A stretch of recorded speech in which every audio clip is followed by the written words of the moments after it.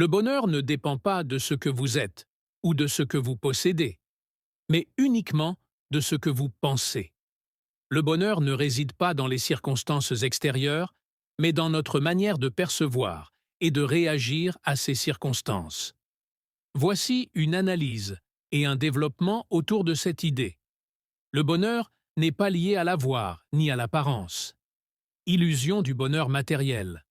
Beaucoup pensent que posséder des biens matériels ou atteindre un certain statut social garantit le bonheur.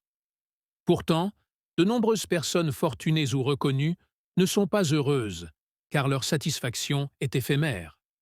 Après l'achat d'un objet de luxe, l'euphorie disparaît rapidement, car le vide intérieur reste inchangé.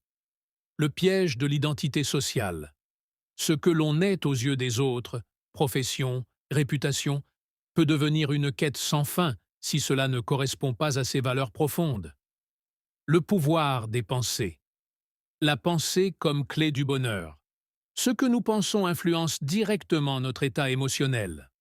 Les pensées positives et constructives génèrent de la satisfaction, tandis que les pensées négatives engendrent du stress, de l'anxiété ou du mécontentement. Une personne optimiste verra une difficulté comme un défi à relever, alors qu'une personne pessimiste l'apercevra comme un obstacle insurmontable. Refrémer la réalité. Deux individus vivant la même expérience peuvent en tirer des sentiments opposés. Cela dépend de la manière dont chacun interprète la situation. Perdre un emploi peut être vu comme un échec ou comme une opportunité de réorientation.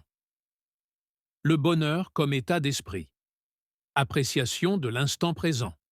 Être heureux signifie souvent être pleinement conscient de ce que l'on vit ici et maintenant, sans ruminer le passé ni anticiper un futur incertain.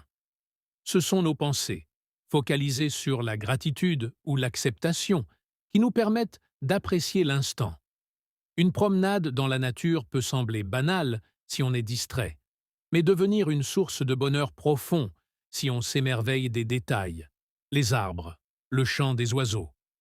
Cultiver la gratitude. Être reconnaissant pour ce que l'on a, même si ce n'est pas parfait, transforme notre perception et augmente notre bonheur. Plutôt que de se plaindre d'un logement modeste, on peut être reconnaissant d'avoir un toit. Le rôle de la pensée dans les épreuves. Résilience face aux difficultés. Le bonheur ne signifie pas l'absence de problèmes, mais la capacité à les affronter avec sérénité. Cette capacité repose sur des pensées constructives et une attitude mentale forte. Après un échec, une personne qui croit en elle-même cherchera des leçons à en tirer, tandis qu'une autre, prisonnière de pensées négatives, se découragera. Changer sa perspective. Parfois, il suffit de voir les choses sous un angle différent pour changer son état d'esprit. Les pensées ont le pouvoir de transformer une situation apparemment négative en une opportunité. Un déménagement non désiré peut être perçu comme une chance de découvrir un nouvel environnement. Comment cultiver des pensées positives? Méditation et pleine conscience.